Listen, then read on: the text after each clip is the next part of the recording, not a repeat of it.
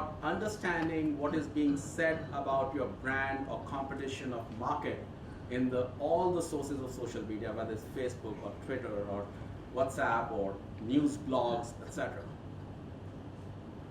Oracle has a social relationship management offering on cloud, and it connects with 40 million data sources.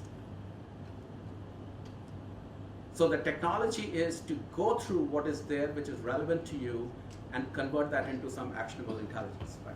The second component of it is analyze. Analyze is about converting those social conversations into actionable insights. Then it is about engaging or interacting.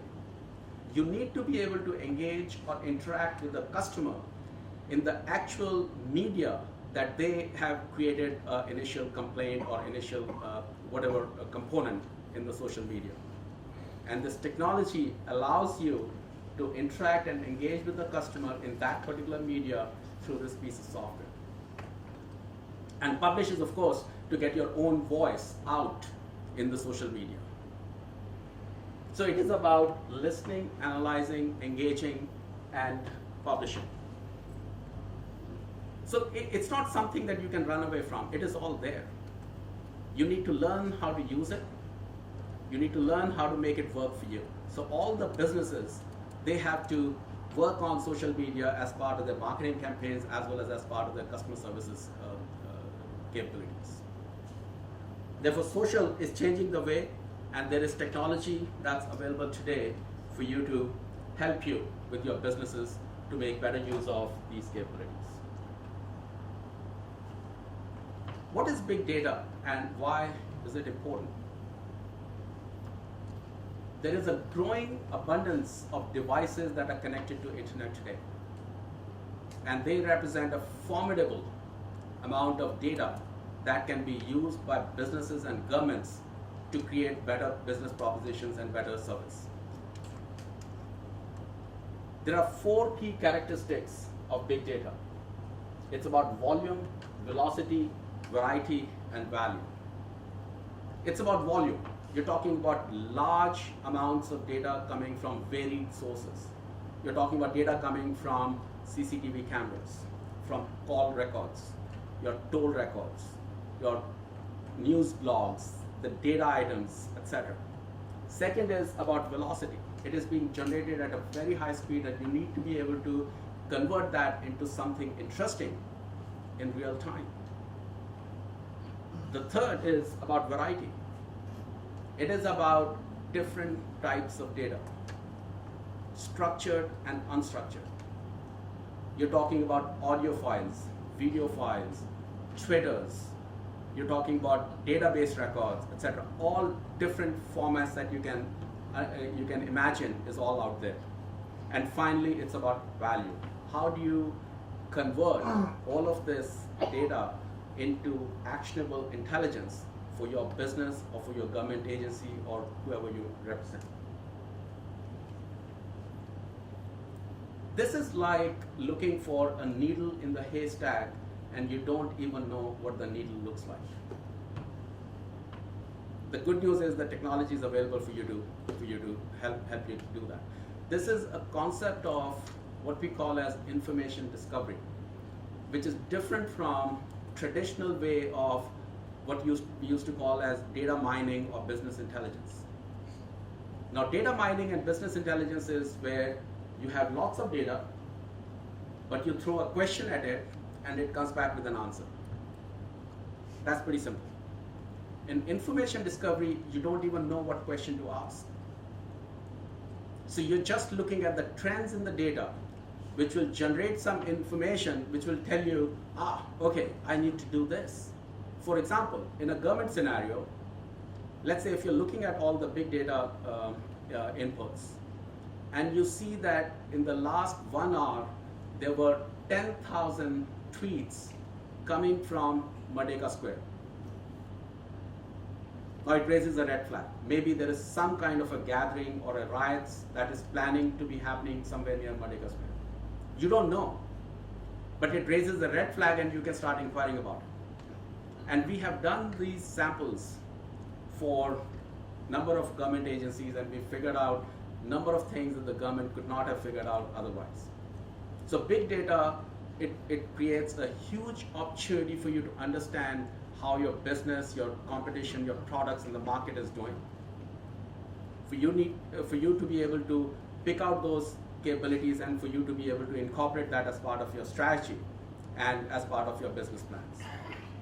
And the technology is available today for you to do that. Let me just give you a quick example to illustrate the application of big data.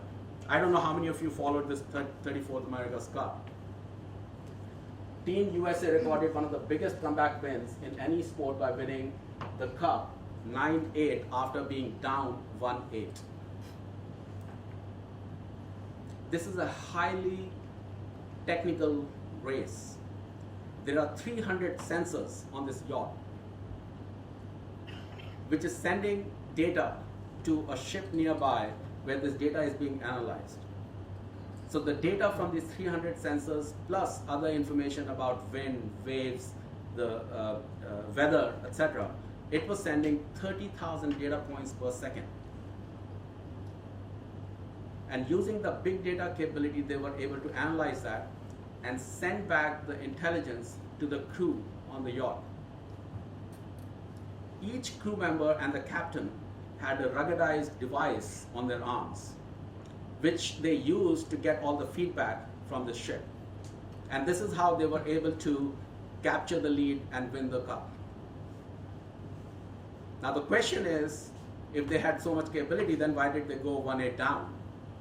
Because big data, as I said earlier about information discovery, it takes time for you to learn the patterns, to learn how to make use of the data, to learn how can you take those trends and make it useful for what you want to do.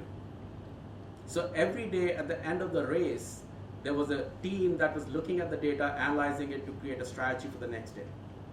So this is a clear case of application of big data where they managed to go from 1-8 to 9-8 to win the America's Cup.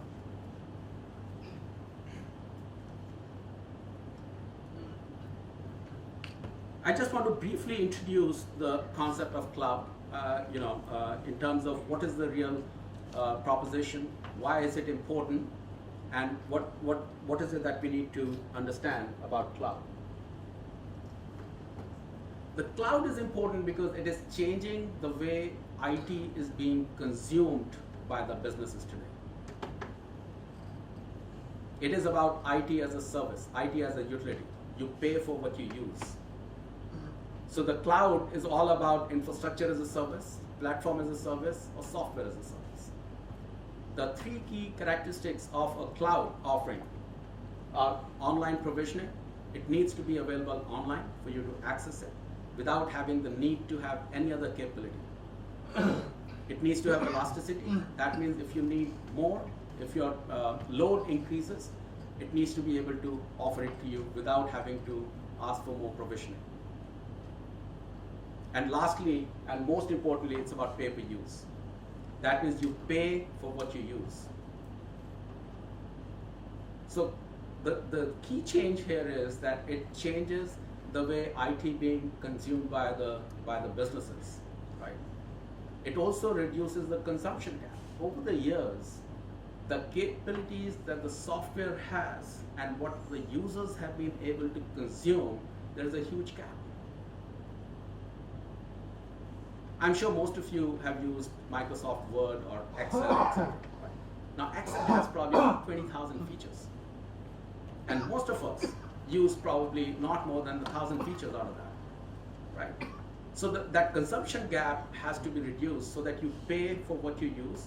Secondly, it is about cost savings, reduced risk, etc. But the point that I wanted to highlight here is about the accelerated business value. Because traditionally, what happens is if a big organization wants to change their system, they have to first employ a set of consultants to come up with the RFP, the request for proposal. Then the vendors will respond to it. So the first part of the process takes 1 year. The second part of the process takes 1 year, and this is being, very aggressive. And then the vendor who gets it then starts implementing, building the system. It takes them another 2-3 years to implement it. 5 years and you still haven't used any part of the software yet. And by the time you're ready to use it, technology has probably moved further ahead. So cloud is able to offer you today what is latest, and for you to be able to make use of it, and for you to pay for what you're using. So it's basically changing the whole consumption economics on its head. And there's a very interesting book called Consumption Economics. I mean, if you want to read more about how this cloud is changing the way the businesses are being done. Therefore, technology innovations are changing the way we do business. We talked about mobile connectivity revolution. We talked about cloud. We've talked about social and the big data. I think these are some of the key innovations that are creating disruptions in the business world. They are revolutionizing the business world, and most of the new business propositions that are coming out, they're making use of some of these technology innovations.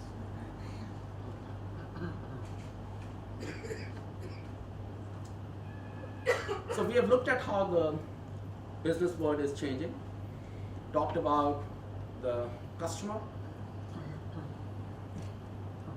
how when you want to challenge or create the next generation products, you need to challenge the customer.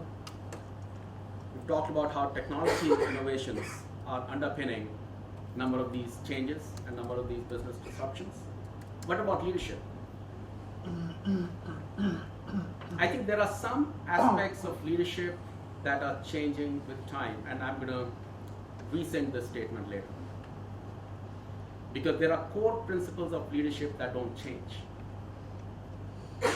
But the general view of what leadership is has changed quite a bit in the last 10, 15, 20 years.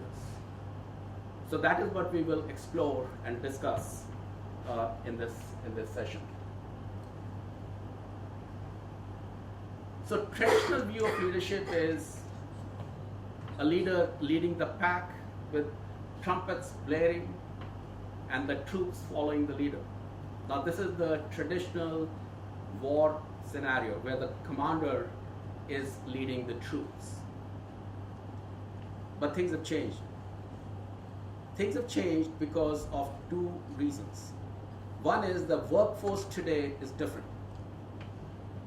Workforce is more knowledgeable, more connected. They have more options, they are more flexible.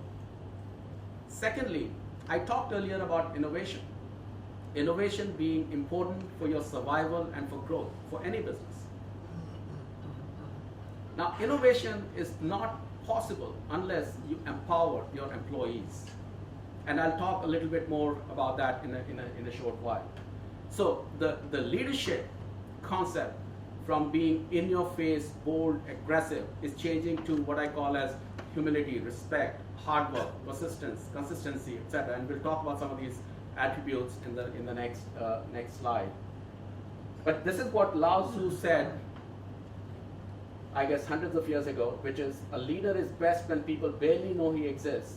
When his work is done, his aim fulfilled, they will say we did it ourselves. And this is what I call as leadership from behind rather than leadership from the front.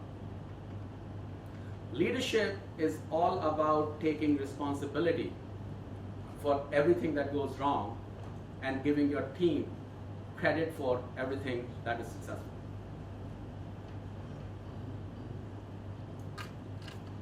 I've just created something, just reverse the things and just said it to you, but I think that is the way it is. So leadership is about taking responsibility for everything that goes wrong and giving your team credit for everything that is successful. Do you recognize what this is? This is total football, the Dutch soccer. Leadership is not about a position or a title or a role.